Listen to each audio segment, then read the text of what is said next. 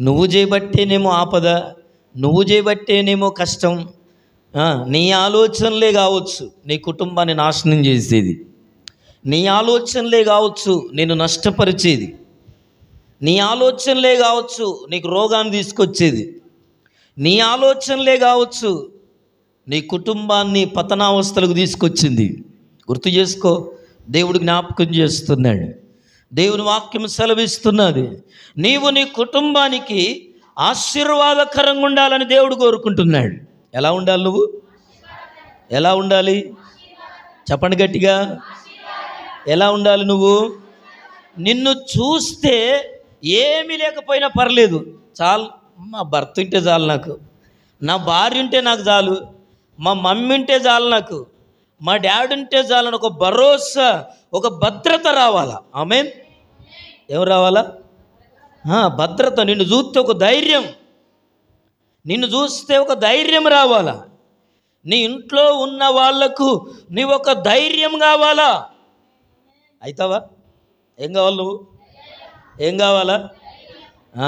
అంతా ఉడకపోసి చెమటలు పట్టున్నారు మీరంతా. ధైర్యం ఏమో కానీ అట్లున్నారంతా. ఆమేన్.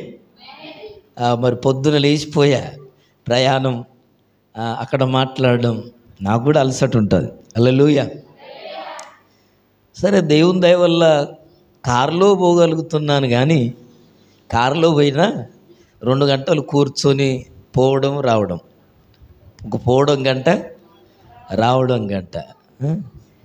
మీరు బహుశా అదే ఇంచుమించు ఎంత అయిందమ్మా? పావుదక్క 2 గంటలు అవుతుంది మీరు కూర్చొని. మీరు ఆష్టపడుతున్నా, నేను 2 గంటలు ప్రయాణం చేశా. హల్లెలూయా, హల్లెలూయా. దేవుడు నేర్పిస్తున్నప్పుడు కొన్ని విషయాలు నేర్చుకోవాలి. కొన్ని దూరమైనా, కొన్ని మనకు అవసరం లేకపోయినా ఏం చేయాలి? కొన్ని నేర్చుకోవాలి, తప్పదు. అలాగనే ఈ దినం వాక్యం చెప్తున్న మాట, నీవు నీ కుటుంబానికి ఆశీర్వాదకరంగా ఉండాల. హల్లెలూయా. శాపంగా ఉండొద్దు. నువ్వు ఎప్పుడు చత్తవురు అని చూడొద్దు, అది శాపం. వీడు ఎప్పుడు ఇంటికి వెళ్ళిపోతాడో అప్పుడు నా ఇల్లు బాగవుతుంది అనుకోవద్దు. నిన్ను బట్టి ఎప్పుడు ఈమె ఆలోచనలు ఎప్పుడు బంద్ చేస్తుందో, ఎప్పుడు ఈమె పెత్తనం ఆగిపోద్దో ఇంట్లో, అత్త గురించి అనుకోవద్దు, కోడల గురించి అనుకోవద్దు, తల్లి గురించి అనుకోవద్దు. ఎప్పుడు కూడా ఇంట్లోనైనా బయటైనా ఒకరికి హాని చేసేవారముగా మనం ఉండొద్దు. హల్లెలూయా. ఒకరికి ఇబ్బంది పెట్టేవారంగా మనం ఉండొద్దు. హల్లెలూయా. ఉండాలా? ఉండొద్దా? ఉండొద్దా? ఏది మంచిదంటావు? ఉంటే మంచిదంటావా? ఉండకపోతే మంచిదా?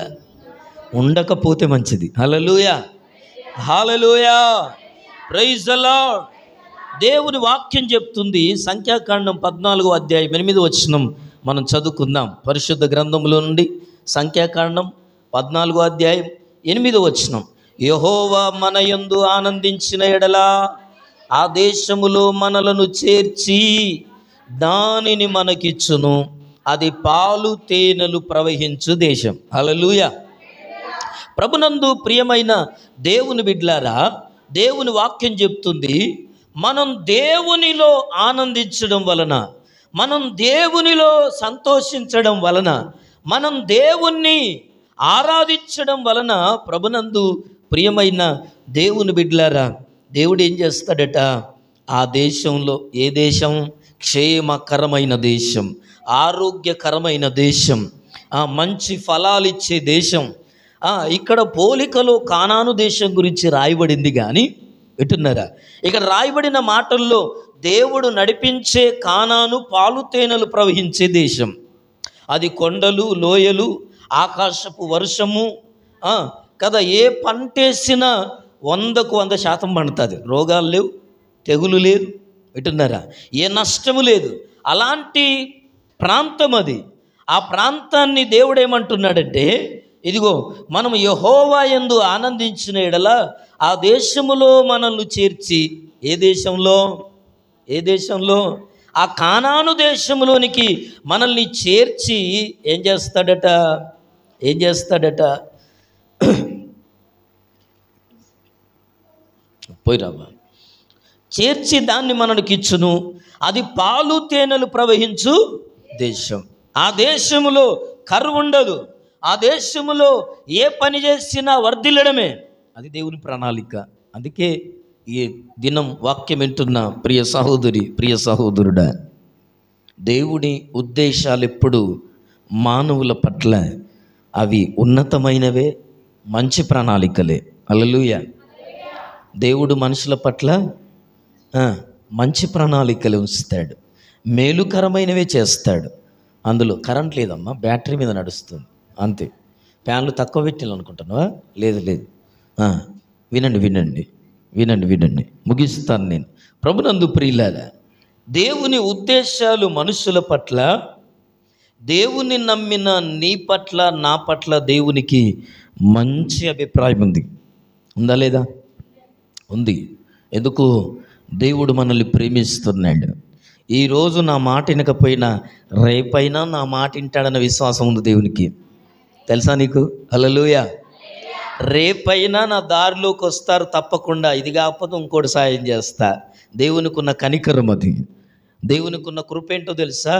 నువ్వెంత వ్యతిరేకంగా బ్రతికితే దేవుడు నీకు అంత వాత్సల్యత చూపెడతాడు. అని వ్యతిరేకంగా బ్రతకమని కాదు నేను చెప్పేది. చాలాసార్లు ఏం జరుగుద్దంటే మన జీవితాల్లో మనం దేవునికి వ్యతిరేకంగా తెలియకుండానే బ్రతుకుతాం. కానీ దేవుడు మాత్రం తన వాత్సల్యతను చూపకుండా మానడు. హల్లెలూయా. దేవునికున్న ప్రేమ ఏంటంటే, దేవునికున్న గుణం ఏంటంటే, దేవునికున్న లక్ష్యం ఏంటో తెలుసా? ప్రేమతోనే నిన్ను రాబడతాడు. మేలు చేసి ఆయన వైపు తిప్పుతాడు తప్ప శిక్షించి గద్దించి ఎప్పుడు తిప్పడు. గుర్తుపెట్టుకోండి. ఒకవేళ నీకు శిక్ష వస్తుంది, ఒకవేళ నీ మీద కీడు వచ్చిందంటే దేవుడు పెట్టింది కాదు అది. హల్లెలూయా. ఒక మనిషికి దేవుడు గనక కీడు చేయదలిస్తే ఏ మనిషి నిలవలేడు, బతకలేడు. హల్లెలూయా. కనుక ప్రభునందు ప్రియులారా, ఎందుకు ఈ మధ్యాహ్నం ఈ మాటను జ్ఞాపకం చేస్తున్నానంటే, నీవు నీ కుటుంబానికి ఆశీర్వాదమా శాపమా? ఆలోచన చేసుకో. నువ్వు ఆశీర్వాదంగానే ఉన్నావా? ఎందుకంటే కొన్నిసార్లు నీ ఇంట్లో ఉన్న వాళ్ళు నీ గురించి మాట్లాడాల్సి వస్తుంది. నువ్వు చేయబట్టే నా బ్రతుకులు ఇట్లా తెల్లారింది.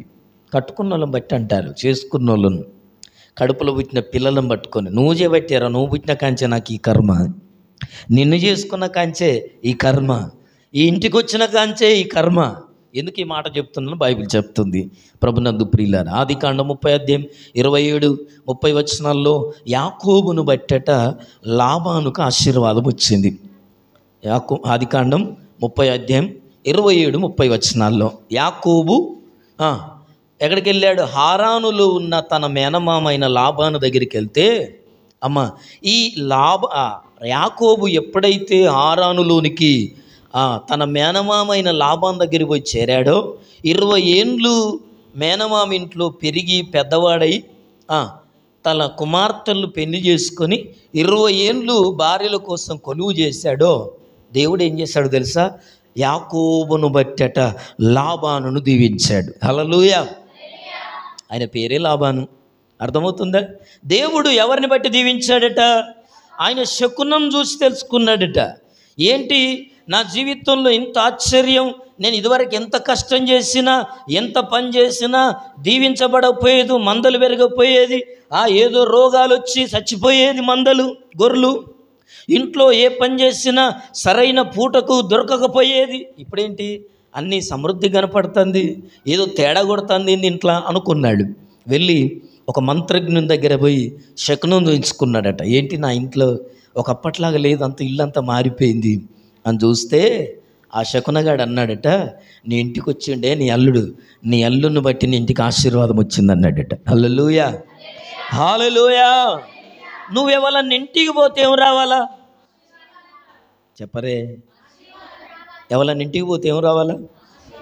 ఎవరికన్నా ఏదన్నా మాట మాట్లాడితే ఏం రావాలా? హల్లెలూయా. హల్లెలూయా. యాకోబును బట్టి లాబానుకు ఆశీర్వాదం వచ్చింది. ఆదికాండం 30:27-30 వచనాల మాటలు వినుము. ఏం చూశాడట? ఒళ్ళు బట్టి చూశాడు. ఇంకేమంటారు? ఇంకేం చెప్తారయ్యా? తెలుసుకున్నారు ఏదో రకంగా. వేసుకొని ఎవరిని బట్టట, అల్లుడు నిన్ను బట్టే నన్ను దేవుడు దీవించాడట ఆ మంత్రగాడు చెప్పిండు. హల్లెలూయా. మనల్ని బట్టి ఏమంటారు?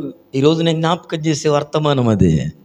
నిన్ను బట్టి నీ కుటుంబము కానీ, నీ బంధువులు కానీ, నీ స్నేహితులు కానీ, నీ నెలవైన వారు కానీ, అమ్మ నీ మీద ఆధారపడేవారు దీవించబడుతున్నారా? నువ్వు వాళ్ళకు ఆశీర్వాదంగా ఉన్నావా? నువ్వు ఆశీర్వాదం ఇచ్చే వ్యక్తివేనా? లేదా నువ్వు చెప్పితే చెడిపోతున్నారా? జాగ్రత్త. నీ కుటుంబాన్ని కట్టే విషయంలో, సంఘాన్ని కట్టే క్రమంలో నువ్వు ఆశీర్వాదకరంగా ఉండాలా. రెండో విషయం, ఏలియా సారెపాతుల్లో ఉన్న విధవరాలికి ఆశీర్వాదకరంగా ఉన్నాడు. మొదటి రాజుల గ్రంథం 17వ అధ్యాయం 15వ వచనం. చదవద్దు, లేట్ అవుద్ది, నేను మాట్లాడతాను, చెప్తాను. ప్రభునందు ప్రియులారా, ఒక్కటే కదా బుడ్డిలో ఏముంది? కొంచెమే పిండి. నేను ఏది చెప్తే అదే రైట్. ఒక్కలన్నా చెప్పరే. ఎందులో ఏముంది అమ్మా? తొట్టిలో పిండి, బుడ్డిలో ఎండ్లో ఏముంటుందో తెలియకపోతే ఎట్లా? హల్లెలూయా. ఈ లాస్ట్గా ఈ పూటకు ఒక రొట్టె 2 రొట్టెలు అవుతాయి, తినేసి చచ్చిపోదాం అని తల్లి కొడుకు ఇద్దరు అనుకున్నారు.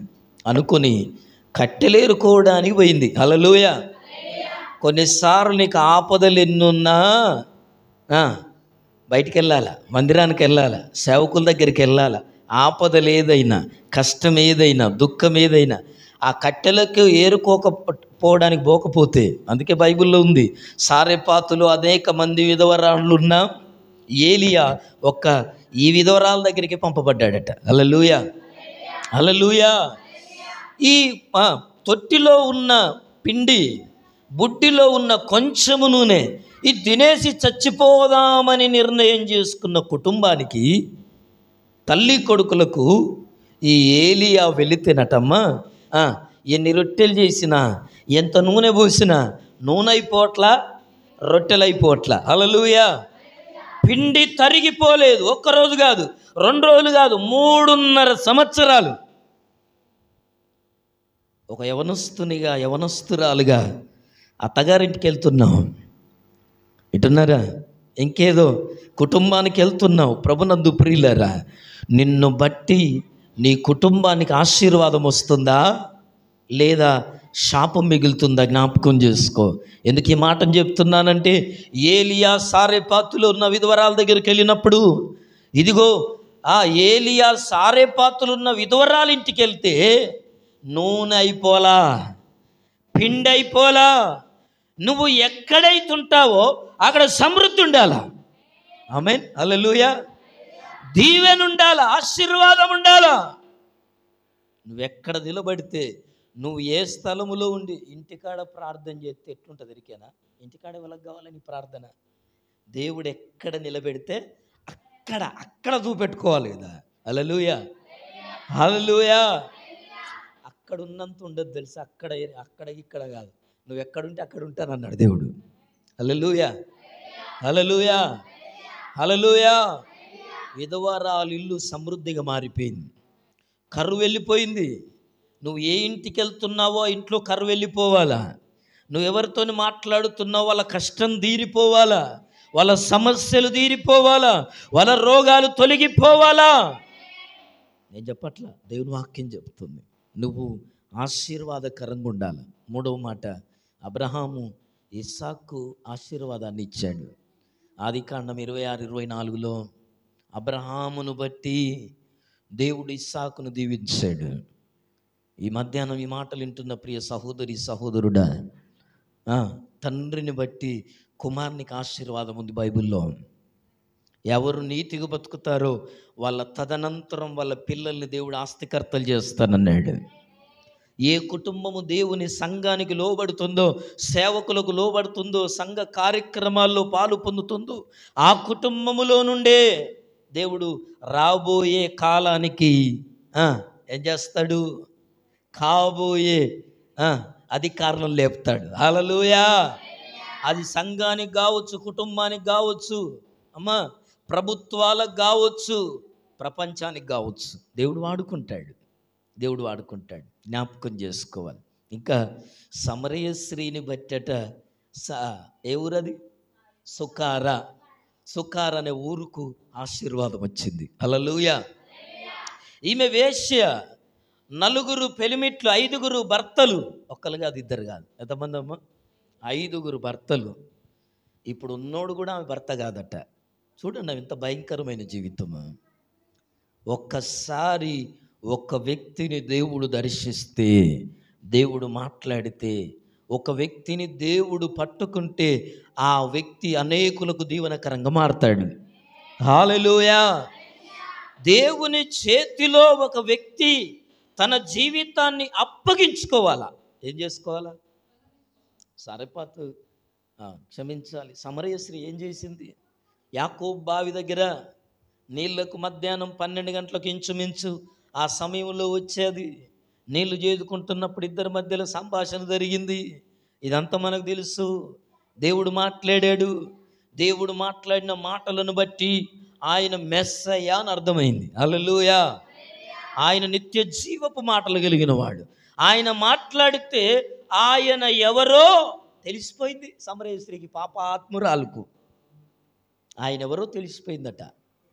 దేవుని వాక్యం ఇన్ని మార్లు వింటున్నావు, దేవుని ప్రేమేంటో నీకు అర్థం కావట్లా, దేవుని గుణమేంటో అర్థం కావట్లా, నీ కుటుంబాన్ని ఎలా నడుపుకోవాలో అర్థం కావట్లా, నీ కుటుంబానికి ఆశీర్వాదకరంగా నువ్వు ఎలా బ్రతకాలో ఇంకా నీకు లోతు దొరకట్లా. ఈ దినం దేవుడు జ్ఞాపకం చేసేది అదే.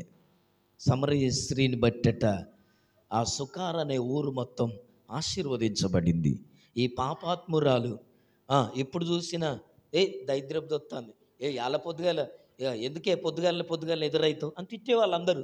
పొద్దుగాల ఎదురైతే నీళ్ళు కొత్త కూడా నువ్వు ఇప్పుడు కాదు, మేమందరం పనులకు పోయినాక మధ్యాహ్నం పోవాలి నువ్వు నీళ్ళకు అని పెట్టారు. ఆమెకు ఆ రూల్ పెట్టారు. నువ్వు జనంలో తిరగొద్దు, నువ్వు ఎవల కొంపలు కూల్చడానికి ఉన్నావు, నువ్వు ఈ వాడకు వచ్చినవేందు నువ్వు అనేవాళ్ళు ఆమెను చూసి. హల్లెలూయా. ఎందుకో తెలుసా? రోజొక్కరితో ఉంటుంది. ఎవరుండేది తెలియదు ఆమెతో. 5 భర్తలు ఉన్నారు ఆమెకు. ఒకడు నేనంటాడు. ఇట్లా 5 ఉన్నారు. ఎవరి పేరు చెప్పుకోలేదు సమాజంలో. ప్రభునందు ప్రియులారా, అలాంటి భయంకరమైన జీవితం కలిగిన ఆమెను దేవుడు ఆమెతో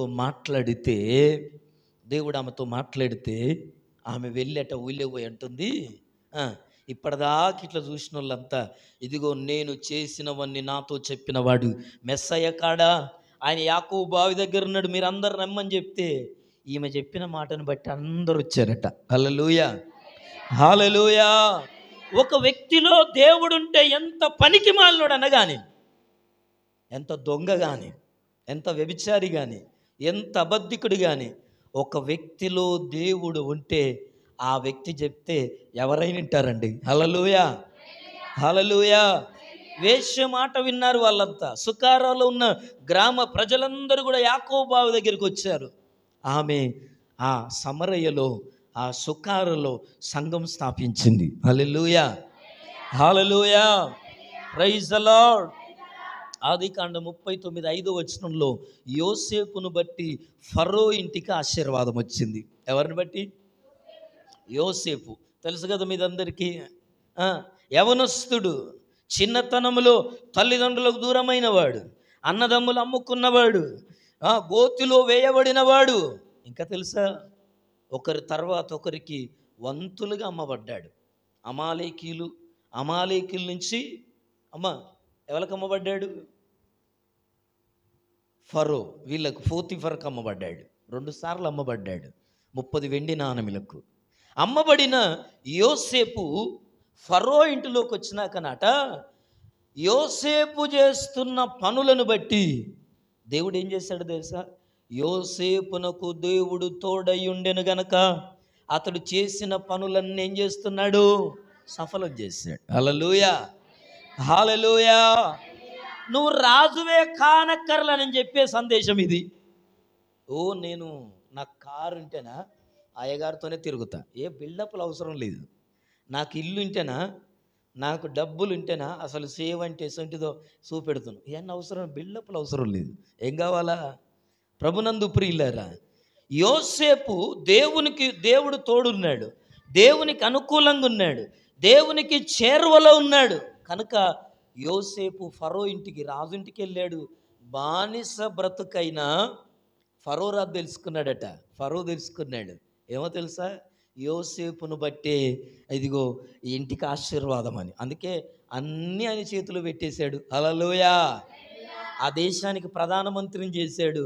నాకు ఏదొద్దురా బాబా, అన్నీ నువ్వే చూసుకో, ఏదైనా మిగిలితే నాకు ఇమ్మని చెప్పాడు.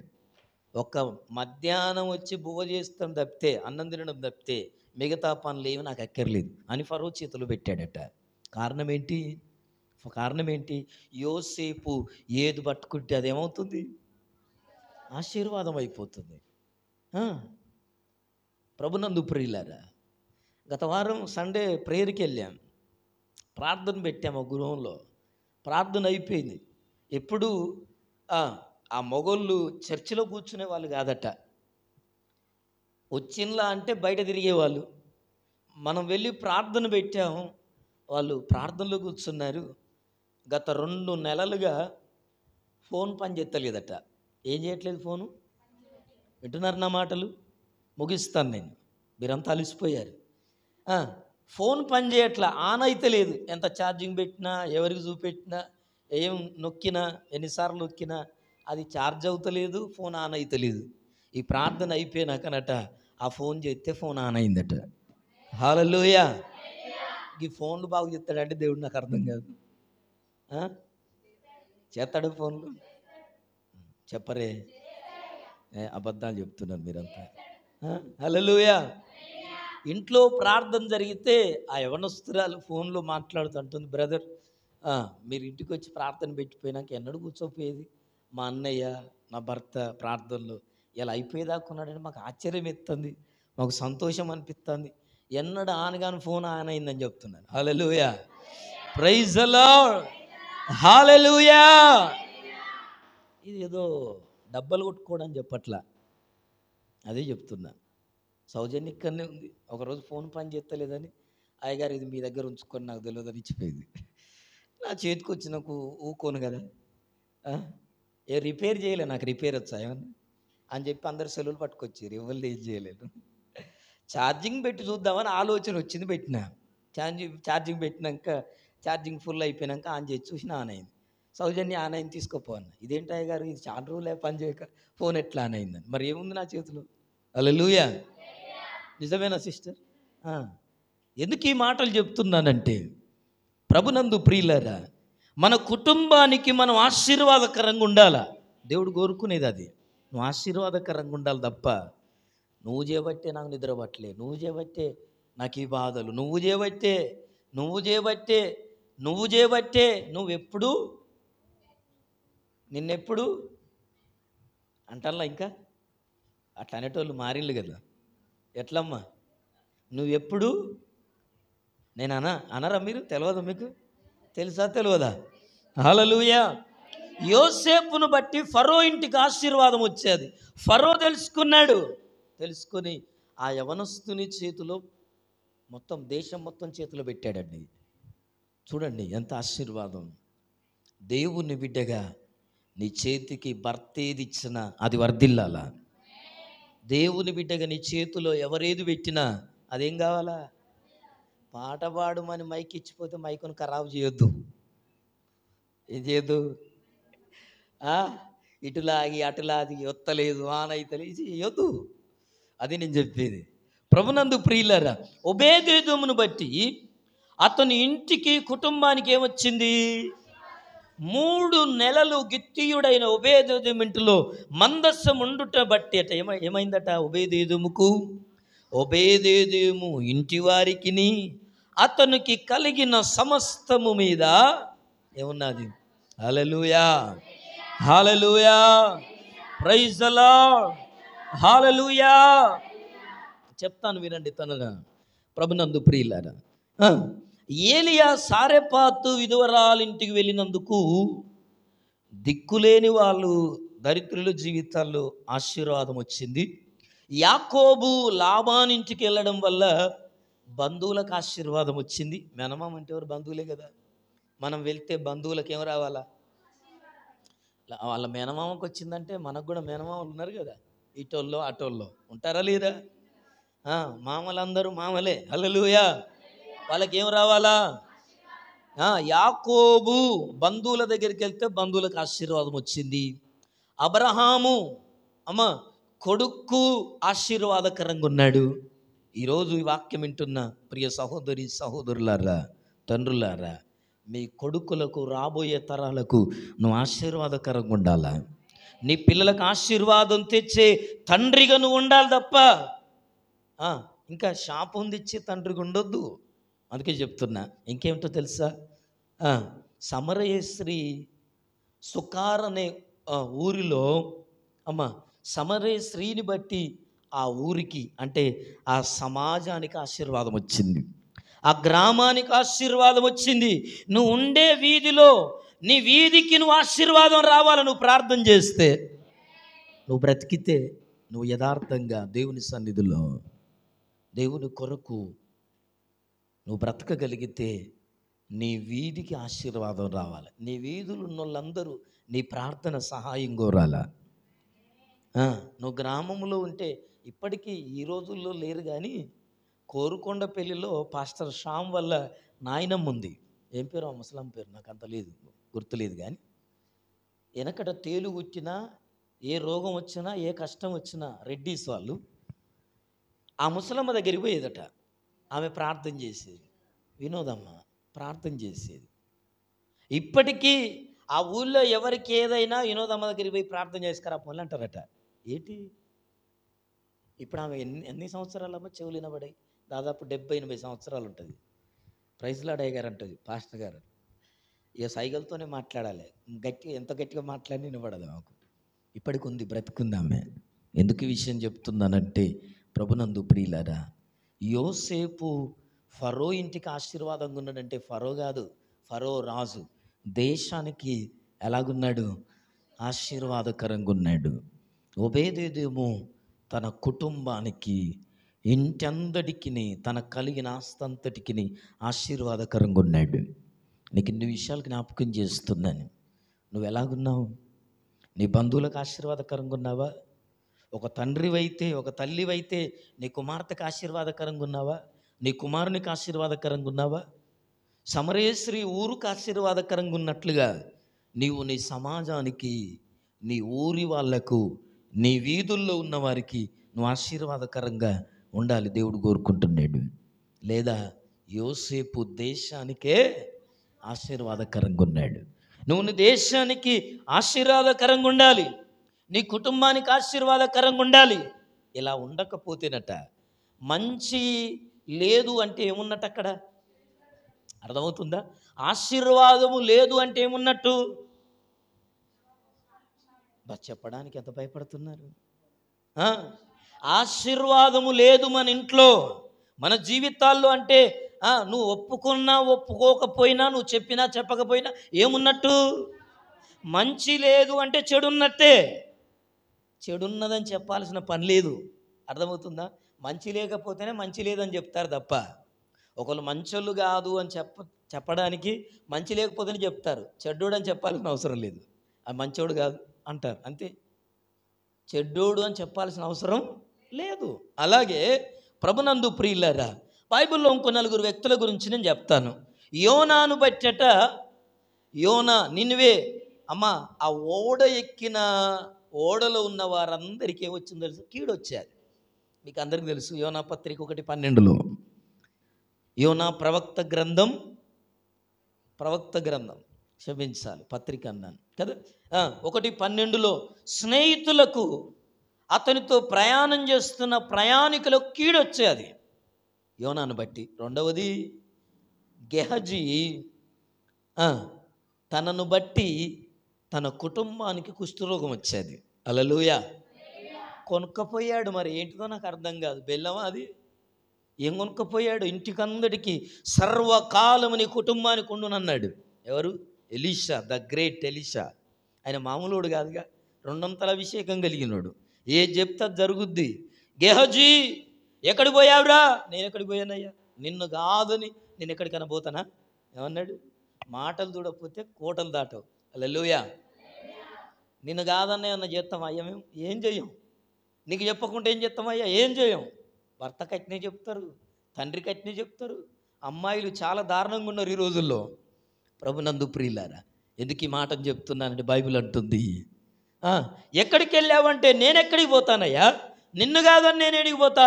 ఎక్కడికి పోలే, ఇన్నే ఉన్నా. ఒరే నువ్వు ఎక్కడికి పోయావో నీతో పాటు నా మనసు వచ్చింది. హల్లెలూయా. పోయి ఎవరి దగ్గర ఉండన్నో వాళ్ళతోనే పెట్టుకుంటే ఎట్లా? హల్లెలూయా. గెహజీని బట్టి ఎలీషా అన్నాడు, నయామాను యొక్క కుష్ఠరోగం నీకు నీ ఇంటికి సదాకాలం ఉంటుంది అన్నాడు. ఆ కుష్ఠరోగాన్ని ఎంటబెట్టుకుని వెళ్ళిపోయాడు. ప్రభునందు ప్రియులారా, ఇంకేమంటాడు తెలుసా? ఆకాన్ను బట్టి కుటుంబం మీదకి శాపం వచ్చేది. హల్లెలూయా. ఆకాన్ ఏం చేశాడు? అమ్మ, శపితమైన దాంట్లో ఎరికో పట్టణంలో ఏది ముట్టుకోవద్దు, ఏదైనా కాలబెట్టండి పడేయండి అని చెప్పాడు దేవుడు. ఏమన్నాడు? ముట్టుకోవద్దు, పట్టుకోవద్దు, తెచ్చుకోవద్దు అన్నాడు. ముట్టుకోవద్దు, ఫంక్షనేనా, బువ్వేనా, తించేమైందని కడుపు వస్తుంది, మరి గ్యాస్ వస్తుంది. బువ్వే కదా అని తింటే ఎట్లా? అది ఎక్కడిది, ఎవరు పెట్టిండ్రు, ఎందుకు పెట్టారు అన్నది వద్దా? బగారా బువ్వ అయితే చాలు, బిర్యానీ అయితే చాలు. ప్రభునందు ప్రియులారా, తినేదేనా, తప్పే ఉన్నది? అయ్యో కాదంటారా అమ్మనంలో పోతే? ఎందుకు కాదంటారు? 2 రోజుల దాకా గ్యాస్ ప్రాబ్లం, 2 రోజుల దాకా మోషన్, 2 రోజుల దాకా జ్వరం, 2 రోజుల దాకా కోలుకోవు. మరి ఇది కూడా ఫ్రీ. తింటప్పుడు చెప్పరు, అది తర్వాత ఫ్రీ అది. హల్లెలూయా. తింటప్పుడు చెప్తారా? చెప్పరు. ఇంకింత ఎక్కువేసుకోబెట్టి ఇంకొద్ది తినంటారు, ఏం కాదు. అందుకే చెప్తున్నాను. చివరిగా ప్రభునందు ప్రియులారా, సౌలును బట్టి, మొదటి రాజు సౌలు రాజు, సౌలును బట్టట దేవునికి పక్షపాతం వచ్చిందట. సౌలును తీసేసి దావీదును ఆ స్థానంలోకి తీసుకొచ్చాడు. హల్లెలూయా. దేవుడు మనుషులందరినీ ప్రేమించేవాడే. సౌలునే సరిచేయాలని చూశాడు. 40 సంవత్సరాలు సౌలు రాజ్యాధికారం చేయాలని కోరుకున్నాడు. కానీ సౌలును ఎంత సరిచేద్దామన్నా ఇంలా. అందుకే దేవుడు నీకంటే మెరుగైన చూసినని చెప్పాడు. హల్లెలూయా. హల్లెలూయా. దావీదును కోరుకున్నాడు. యెష్షయి కుమారుడు పిలువబడ్డాడు. ప్రభునందు ప్రియులారా, ఈ దినం ఈ వర్తమానం వింటున్న ప్రియ సహోదరి, ప్రియ సహోదరుడా, ఈ దినం దేవుని వాక్యం చెప్పబడుతున్న మాట, నీవు నీ కుటుంబానికి ఆశీర్వాదకరంగానే ఉన్నావా, లేదా కీడు తీసుకొచ్చే వ్యక్తిగా ఉన్నావేమో? ఇప్పటివరకు జరిగిన నష్టాలు, ఇప్పటివరకు ఎదురైన పరిస్థితులు, ఇప్పటివరకు వచ్చిన బాధలు, ఇప్పటివరకు వచ్చిన సమస్యలు నిన్ను బట్టేనా? యోనాకు చిట్టెత్తే ఎవరిని బట్టి వచ్చిందమ్మా? తెలుసు కదా మీకు వాక్యం అంతా. తుఫాను, గాలి, సముద్రం మీద కెరటాలు, మునిగిపోతున్నారు. సామానంతా, సరుకు, బియ్యం, గోధుమలు, ఓడలో ఉన్నవన్నీ ఖాళీ చేసి ఓడను తేలిక చేశారట. అసలు అవి కాదు కారణం. మార్చుకోవాల్సింది మార్చుకోకపోతే ఒళ్ళంతా నష్టపోతావు, గుర్తుపెట్టుకో. హల్లెలూయా. మార్చుకోవలసింది మార్చుకోకపోతే జీవితాంతం నష్టపోతావు. యోనా అప్పుడే అంటే బాగుండు, మంచిగా అడుగు బాగానే పోయి ఎవరు రావద్దు నా దగ్గరికి అనుకున్నాడు. పోయి ఓడ అమరమున పడుకున్నాడట, సేద తీర్చుకుంటాడు. ఎన్ని గాలి రాని ఏదన్నా కానీ దేవుని చిత్తం, సేవ చేయనని చెప్పిన, పోనని చెప్పిన, ఏదన్నా జరిగితే నాకేంది, ఎవరు నన్ను పిలవద్దు, నా దగ్గరికి రావద్దు అని పోయి పండుకున్నాడు. వీళ్ళు పాటలు పాడిళ్ళు, స్తుతించిళ్ళు, చేతులెత్తారు, ప్రార్థన చేశారు. వీళ్ళంతా అన్యులు, వాళ్ళ దేవుళ్ళకని రాయబడింది. ప్రార్థనలు చేశారు, కోసుకున్నారు, రక్తాలు వెళ్ళాయి, అన్నీ చేశారు. ఓ దేవా రక్షించు, 2 ఏట పిల్లల్ని తట్టున్నాడు ఒకడు. ఓడయ్యా తులం బంగారం చేపిస్తా నీకు అంటాడు. ఎవడేం చేసినా ఏం కాల. అరే ఏంది ఇది, పోతలేదు, ఎప్పుడు ఇలాంటిది ఎదురుగాలే కదా, మనం ఎప్పుడు రోజు సముద్రం మీద నడిచేటోళ్ళమే కదా అని చెప్పి ఉన్నాయన్నీ బారబోసారట సరుకులు. పాపం ఎక్కడికో అమ్ముకోవడానికి వెళ్తున్నారు కావచ్చు బహుశా.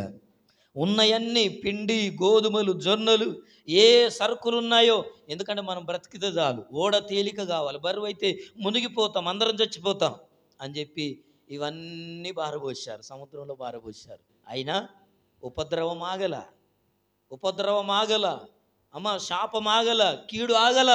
ఎందుకో తెలుసా? మారాల్సిన వ్యక్తి మారాల, మారాల్సిన ఆలోచన మారాల, మారాల్సిన బుద్ధి మారాల, మారాల్సినదేదో అది మారితే చాలు దేవునికి. నీ దగ్గర బంగారం అడగడు, వెండి అడగడు, నీ ఇల్లు అడగడు, నీ ఆస్తి అక్కర్లేదు దేవునికి. మారాల్సింది ఏదో మారితే నువ్వు దీవెనకరంగా మారుతావు. హల్లెలూయా. మారాల్సిందేదో మార్చుకుంటే నువ్వే అనేకులకు దీవెనకరంగా ఉంటావు, ఆశీర్వాదకరంగా ఉంటావు, నీవే మేలుకరంగా ఉంటావు. అది నీ కుటుంబానికి కావచ్చు, నీ బంధువులకు కావచ్చు, నీ స్నేహితులకు కావచ్చు, దేశానికి కావచ్చు, నీ వీధిలో కావచ్చు. మార్చుకోవలసింది మార్చుకో. దేవుడు జ్ఞాపకం చేస్తున్నాడు, దేవుని వాక్యముల నుండి మాట్లాడుతున్నాడు. నువ్వు మార్చుకోవలసింది ఏదో అది మార్చుకో చాలు. అన్ని పడేశారు, ఏం చేసినా లాభం లేదు. ఒరే, అప్పుడు కూడా ఎక్కే ఏడువాడు కింద పండుకున్నాడు. ఎక్కడా? ఓడా అడుగు బాగానే పండుకున్నాడు. ఎడిపోయాడు? చచ్చిపోయిండా బతికిండా? పోయి చూద్దాంపా అని అందరు కలిసి వచ్చారు. ఏమంటున్నారు? ఓ అన్నా ఏ ఊరన్నా? లే అన్న అంటలేరు.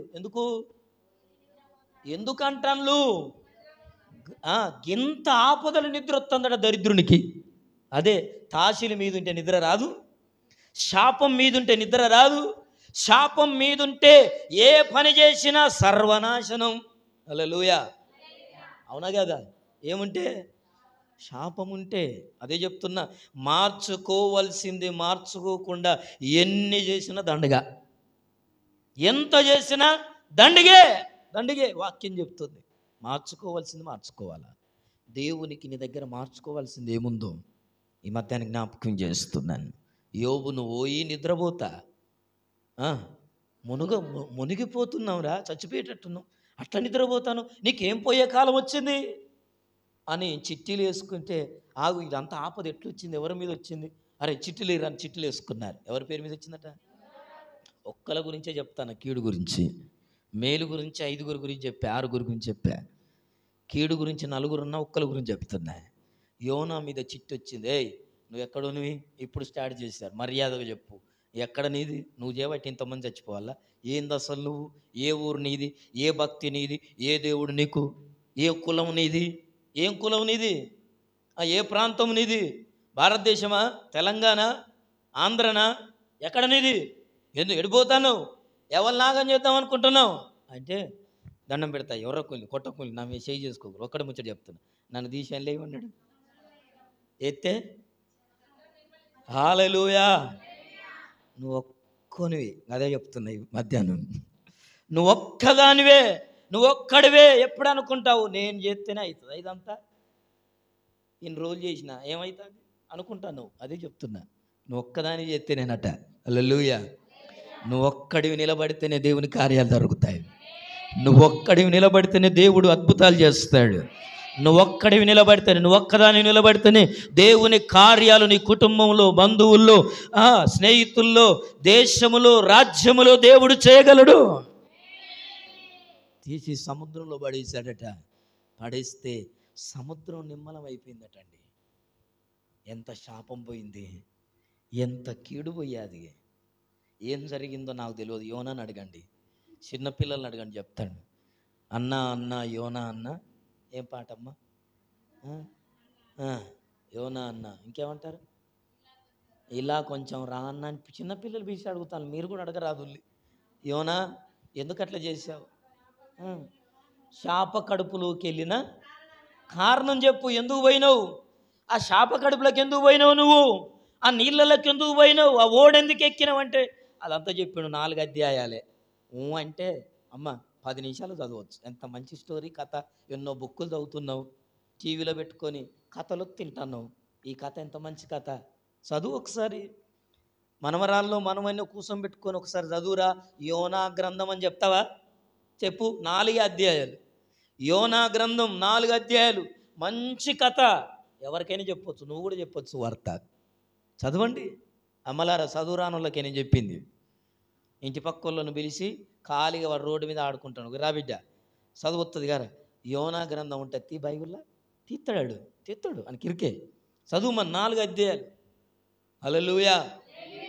ప్రభునందు ప్రియులారా, ఈ మధ్యాహ్నం ఈ వాక్యం వింటున్న ప్రియ సహోదరి సహోదరుడా, దేవుని వాక్యం జ్ఞాపకం చేస్తుంది. నీవు నీ కుటుంబానికి ఆశీర్వాదమేనా? శాపంగా ఉన్నావా? కీడు తలపెట్టేవాడిగా ఉన్నావా? నిన్ను బట్టే నీ కుటుంబం, నీ పిల్లలు, నీ జీవితం ఈ స్థితిలో ఉందేమో. ప్రార్థన చేద్దాం, మోకరిద్దాం, అందరం కూడా మోకరించుదాం, ప్రార్థన చేద్దాం. తలలు వంచి, తండ్రి నీకు స్తోత్రాలు, దేవా నీకు వందనాలు ప్రభువా. మార్చుకోవాల్సిందేదో సహోదరి సహోదరుడా, మార్చుకోవాల్సిందేదో